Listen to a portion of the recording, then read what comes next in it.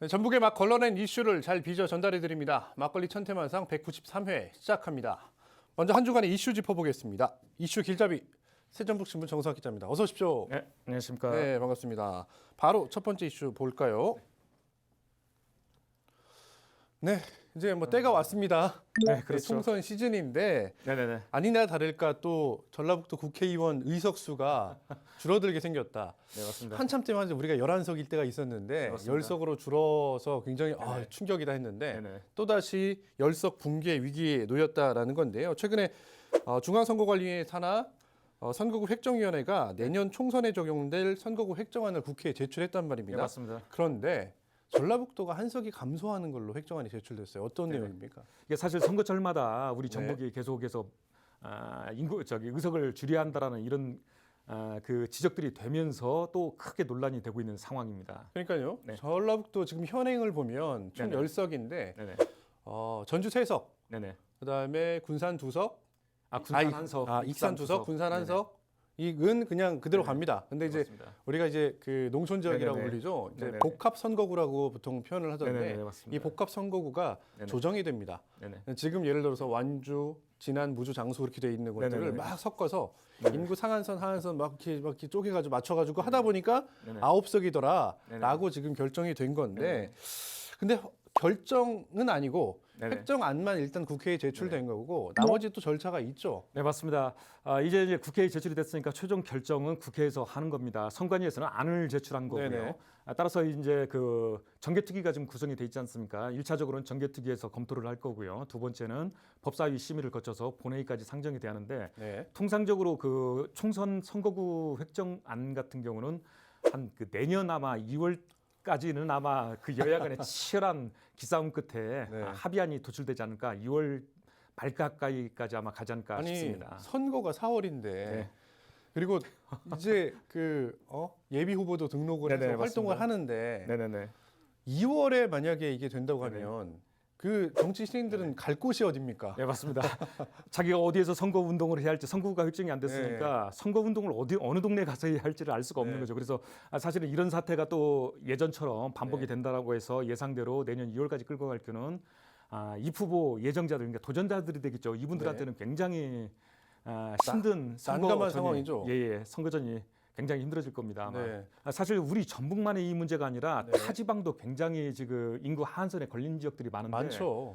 예, 그쪽은 이제 해쳐 모여하는 방식으로 해서 현행 유지하는 선을 했는데 왜 유독 전북하고 서울만 건드렸냐? 뭐 서울은 바로- 뭐 그렇다 치더라도 예. 비수도권 지역에서는 전북이 유일하기 예, 때문에 그렇습니다. 이러다 보니까 네. 돈의 정관가에서 그 연일 지금 난리가 나서 기자회견을 열고 뭐 그 항의하고 그런 소동이 벌어졌는데 전북이 동네 북이냐라고까지 합니다. 그리고 사실상 윤석열 정부가 짜고 치는 곳도 많냐 뭐 이런 비판까지 주장까지 지금 제기되고 있는 상황인데 바로 민주당세가 강한 네. 야권세가 강한 전북의 의석을 줄이고 네. 거꾸로 아까 말씀드렸듯이 뭐 경기도하고 세세적으로 말씀드리면 좀 복잡한데 경기도라든가 인천이나 이쪽은 국민의힘 쪽 세가 좀 더 강한 지역으로 이렇게 좀 알려져 있는 곳입니다. 이렇다 네. 보니까 전략적으로 좀 중앙선관위가 편들기 위해서 좀 이런 안을 제출한 거 아니냐라는 주장까지 지금 나오고 있는 상황입니다.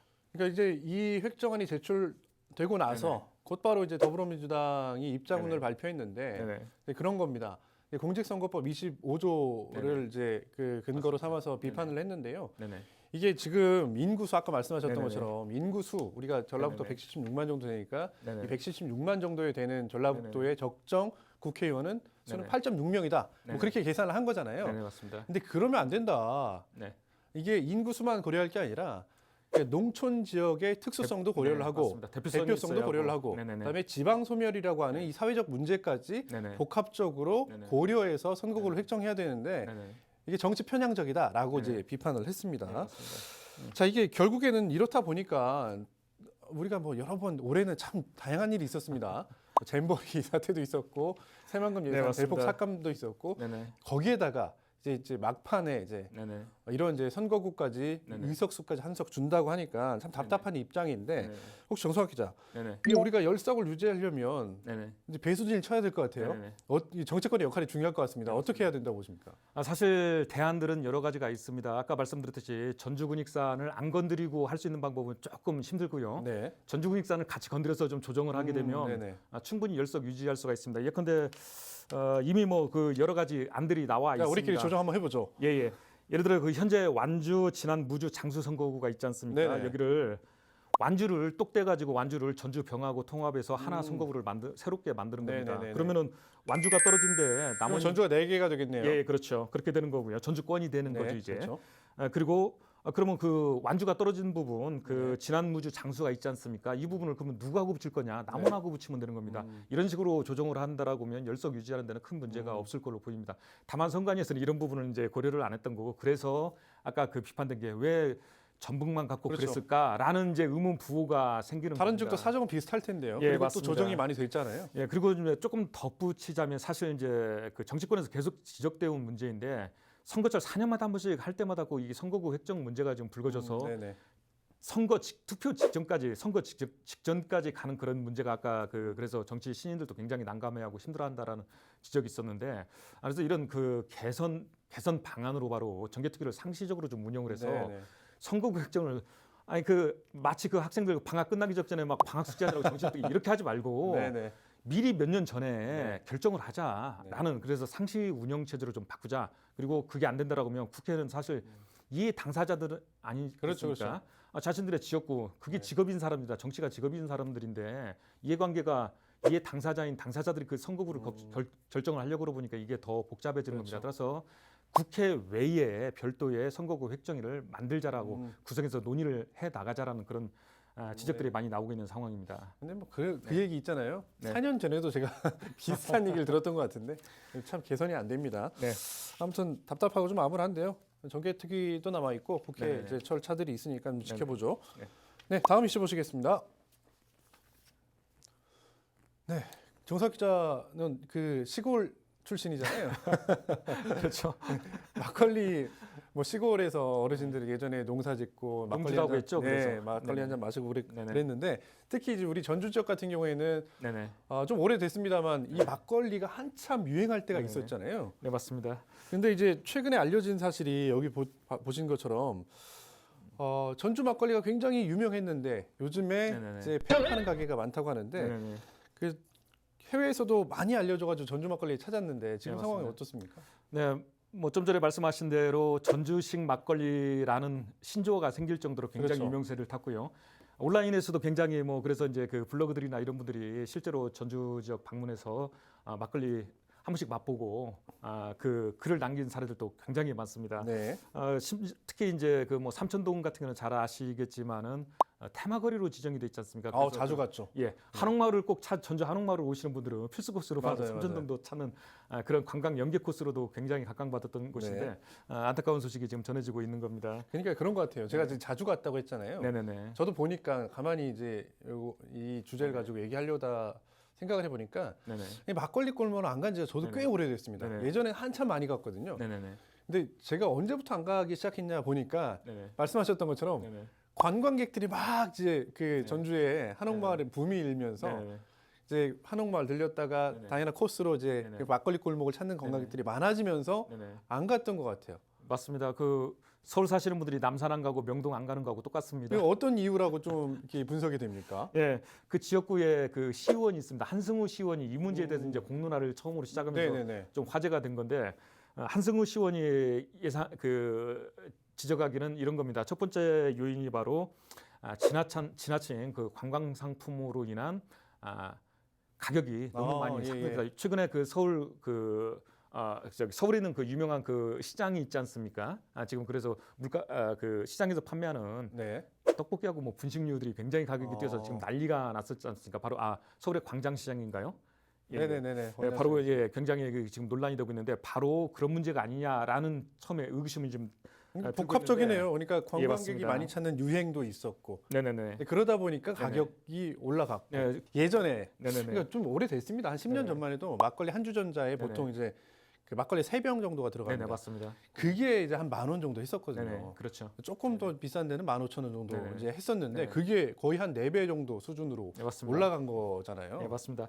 바로 그래서 그러면 이분 상인들이 왜 이렇게 네네.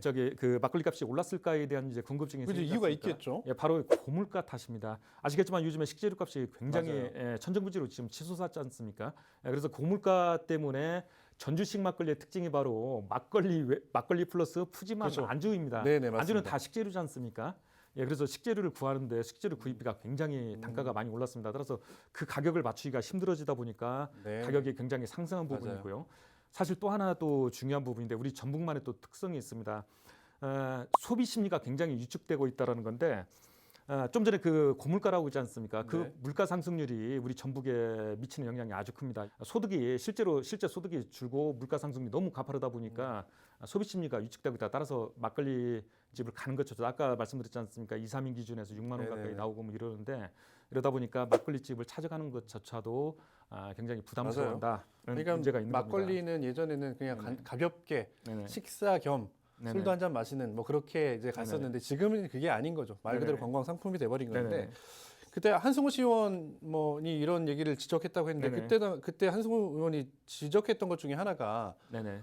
전주시의 좀 지원도 좀 미비했던 거 네, 아니냐 맞습니다. 그런 지적도 있었잖아요. 네, 맞습니다. 그 세 번째 요인 중에 하나가 바로 그건데 테마거리로 지정이 돼 있지 않습니까? 또 관광지화되어 있고요. 그렇다고 한다면 관광객들 또는 이제 현지인들이 많이 갈 수 있는 뭔가 그 프로그램들이라든가 이런 것들을 지원해주고 좀 그랬으면 좋았을 텐데 심지어 막걸리 축제가 열리는데도 관심이 없는 상황일 네네. 정도다 보니까 말 그대로 그냥 그 상점가들끼리의 잔치가 되고 말아버리는 거죠. 결국은 이 테마거리로 지정한 게 무색해지고 있다. 전주시 네. 차원의 지원책이 좀 더 활성화 잘 지원이 됐으면 지금 이 지경은 되지 않았지 않을까. 지금이라도 늦지 않았다. 좀 더 전주식 막걸리를 말 그대로 단순히 그 막걸리를 파는 그 주점이 아니라 그 전주식 막걸리라는 막걸리 마시는 그 술 문화 있죠. 주류 문화, 그렇죠. 주류 문화를 좀 팔 수 있는 그런 상품화를 좀 강구해 줬으면 좋겠다. 이런 지적인 겁니다. 알겠습니다. 네네. 뭐 아무래도 저희 프로그램이 또 막걸리다 보니까 좀 그렇죠. 마음이 가는 측면이 또 네네. 없지 않아 있습니다. 네네. 네, 다음 이슈 보실게요. 네, 그 치안센터가 전국에 네네. 뭐 많이 있죠. 네, 우리가 맞습니다. 도심에도 있긴 하지만 네네. 특히 저는 이제 그 농촌 지역으로 분류되는 곳에 살기 네네. 때문에 농촌 지역에는 이 치안센터의 역할이 네네. 굉장히 중요해요. 네, 맞습니다. 있는 것만으로도 네네. 사실 좀 안심이 되는 네네. 그런 게 있거든요. 네네, 맞습니다. 그래서 경찰이 이제 그 동네에 한 바퀴 순찰도 돌고 할 때 좀 안심이 되는 건데 이런 네네. 그 치안센터가 전라북도에서도 세 곳이 연내 폐지될 예정이라고 이렇게 네, 나오네요. 맞습니다. 그 현재 그 경찰청이 전국에 있는 치안센터를 통폐합하겠다라는 내용의 네. 그 뼈대로한 그런 그 골자로한 그 조직 개편을 추진하고 있는데요.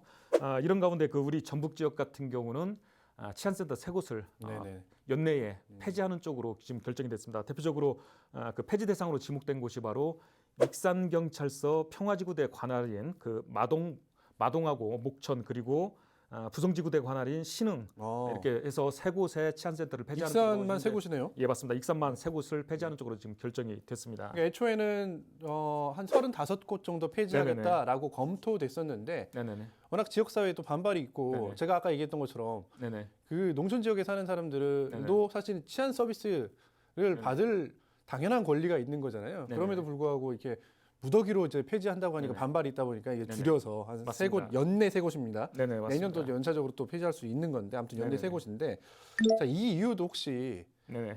뭐 인구 때문입니까? 그러니까 네, 농촌 맞습니다. 지역 뭐 네. 사람이 없으니까 치안 신경 안 써도 된다 그러면 그런 거예요?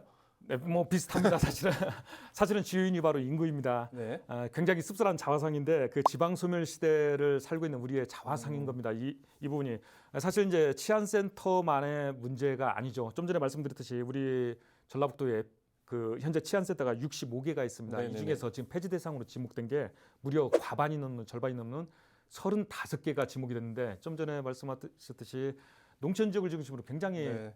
면적이 넓지 않습니까? 치안 수요 면적이 굉장히 넓은데 인구는 적어도 면적은 넓지 않습니까? 따라서 농촌 지역에 있는 치안 센터를 폐지할 경우는 어떤 문제가 발생했습니까? 긴급 상황, 위급 상황이 그렇죠. 발생했을 때 112 신고에도 골든타임에 도착할 가능성이 거의 사실상 없다라고 보여지는 겁니다. 네네. 무방비와 사각지 치안 서비스 사각지대가 될 수밖에 없는 건데 이렇다 보니까 굉장히 반발들 지금 농촌을 중심으로 반발하다 보니까 네네. 공교롭게도 그 불똥이 음. 그러면 도시라도 좀 없애 해서 익산 같은 경우는 좀 보면은 아시겠지만 시내 쪽을 중심으로 해서 지금 사라지는 건데 시내하고 아무래도 시내는 치안센터 외에 지구대라든가 파출소라든가 이런 것들이 있기 때문에 출동하기 좀 용이하지 않느냐 해서 그렇죠. 익산이 지금 지목이 된 건데 여하튼 좀 전에 말씀드렸듯이 계속해서 이 문제는 인구가 계속 줄어들기 때문에 계속해서 반복될 거고 단지 시간상의 문제이다. 네네. 언젠가는 줄어들지 않을까, 폐쇄 조치가 떨어지지 않을까라는 생각이 드는데 그 대안이 좀 신속히 좀 마련이 돼야 할 것 같습니다. 그러니까요. 이게 소방 같은 네네. 경우는 오히려 최근에는 네네. 각 지역에 그러니까 네네. 소방 관서가 없던 지역에 네네. 새로 이제 신축을 하고 만들고 소방 네네. 인력을 투입하고 네네. 그런 상황인데 네네. 경찰은 또 반대로 완전히 네네. 가고 있는 거예요. 네네, 그러니까 맞습니다. 뭐 아마 네. 그 도심에 사는 분들은 잘 모르실 네네. 텐데 우리 시골 시골 제가 사는 곳이 시골까지는 아닌데 아무튼 그런 곳에서는 도심과 좀 네네. 멀어진 곳에서는 네. 주민들이 네네네. 자체 이제 방범도 들고 그렇게 네네. 합니다. 워낙 이제 없으니까 맞습니다. 치안센터 같은 게 없으니까 이제 네네. 그런 이제 풍경까지 있는데 거기에다가 네네. 치안센터까지 폐지된다. 네네. 지역사회 반발이 꽤나 있을 것 같다. 심지어 그래서 좀 덧붙이자면 공공인프라 그 다이어트 시대라는 그 신조어까지 나올 정도입니다. 바로 그 인구가 급격히 줄다 보니까 네. 사실 이 치안센터 외에 좀 전에 소방 같은 경우는 지금 늘리고 있다라고 했지 네네. 않습니까? 사실 이제 그런 문제들이 공공기관들이 전부 다 사라지다 보니까 지자체 차원에서 지금 그래서 굉장히 소방이라도 좀 늘려야 하는 거 아니냐. 네네네. 위급 상황 발생하면 출동할 사람 자체가 없는 네. 겁니다. 그래서 지금 계속 늘려가고 있는 건데 치안센터, 공공기관 이거 외에도 은행, 상점, 병원, 학교 이런 것들이 다 지금 사라지고 있지 않습니까? 그 일환인 겁니다. 바로 그래서 좀 안타깝지만은 여기서 늘상 좀 굉장히 추상적일 수는 있는데 지역 균형 발전, 특히 농촌을 중심으로 한 좀 집중적인 투자 이 네네. 부분이 좀 필요하다라는 지적이 계속 나오고 있는 겁니다. 알겠습니다. 그 공공 인프라 부분은 사실은 네네. 이 문제 아니고도 말씀하셨던 것처럼 네네. 다룰 부분이 많거든요. 네네. 그 부분은 따로 떼가지고 저희가 네네. 메인 안주에 한번 올려보도록 하겠습니다.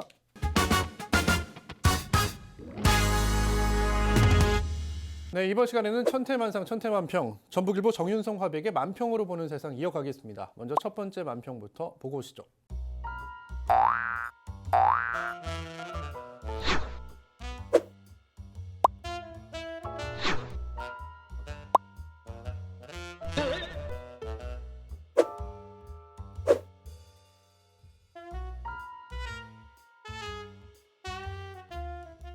네, 올해도 어김없이 연말이 되면 우리 네. 사회복지 공동 모금회에서 나눔 네네. 캠페인을 벌이고 있습니다. 네. 그런데 불을 밝혔는데 한 곳에는 또 불이 꺼져 있네요. 예산안이나 민생법안, 법정 시한 여지없이 넘겼습니다. 이거 네, 어떻게 맞습니다. 보고 계십니까? 네, 표현을 참 재밌게 잘 하신 것 같아요. 네. 지금 현재 뭐 아시겠지만 그 여야 간의 뭐 치열한 아주 격렬한 정쟁이 지금 계속 네. 이어지면서 크게 두 가지 문제가 있는 것 같습니다. 여기도 지금 그래서 얘기한 것 같은데 일단은 예산안 처리가 법정 시한이 12월 2일이지 않습니까? 그 매번 넘겨요. 참. 네, 아마 어떻게 한 번은 안 지킵니까? 예, 연말 정도 돼서 아마 그 네. 합의안이 좀 나오지 않을까 싶은데 여하튼 그 문제가 있고 또 하나는 그 민생 법안인데 조금 살을 좀 덧붙이자면 사실 우리 전북에서도 이 예산에 대해서 굉장히 관심이 큰 게 우리 전라북도 예산이 당초에 한 내년도 2024년도 예산은 10조 정도 지금 편성이 됐었지 않습니까? 네네. 근데 무려 2조 원 가까이 지금 날아간 상황입니다. 그래서 그 회복 부분 아시겠지만 가장 많이 지금 시끄러운 부분이 새만금 SOC 부분 예산이지 네네. 않습니까? 그리고 또 하나 또 중요한 게 우리 지역 소상공인들 전용 지역화폐 문제가 있지 않습니까? 맞아요. 그 발행비가 또 전액 날라갔지 않습니까? 네. 바로 그런 민생 예산들이 가득 담겨 있는데 그런 거를 중심해서 지금 2조 원이 날라갔습니다. 그래서 네. 그 부분에 대한 지금 회복이 필요한 것 같고 굉장히 많이 민생 법안들이 있는데 이 부분에 좀 빨리 신속히 12월 중에 좀 처리를 하고 논의를 좀 해야 하는데 안타깝게도 계속 싸우고 있는 탓에 지금 뒷전으로 좀 밀려는 상황인데 좀 관심 좀 가져줬으면 좋겠습니다. 알겠습니다. 뭐 선거철이긴 한데 네네. 그리고 21대 네네. 국회 임기도 얼마 남지 않았긴 했는데 네네. 그래도 유종의 미는 거둬야죠. 네네, 그래서 그렇죠. 나눔 캠페인도 많이 참여하시고 시민들은 네네. 또 국회의원들은 좀 예산안 민생법안 좀 잘 네네. 처리했으면 좋겠습니다. 네, 다음 만평 보시죠.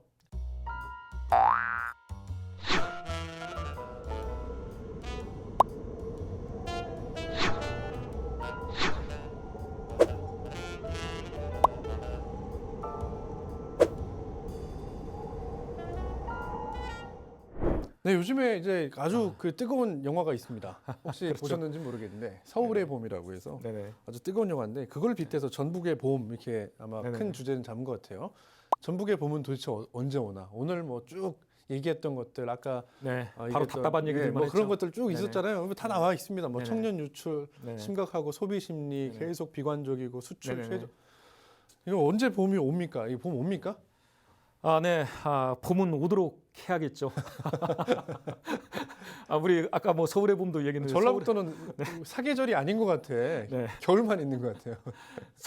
서울의 봄도 사실은 서울에 겨울이 있었고 서울에 봄이 있었던 네네. 거고 또 다시 서울에 겨울이 또 왔었고 다시 봄이 왔었는데 그 과정 모두 다 사람이 이끌었지 않습니까? 네네네. 사실 뭐 모든 정책이 다 그렇고 경제가 됐든 정치가 됐든 모든 것들은 다 사람이 하는 거지 않습니까? 결국은 전북의 봄도 네.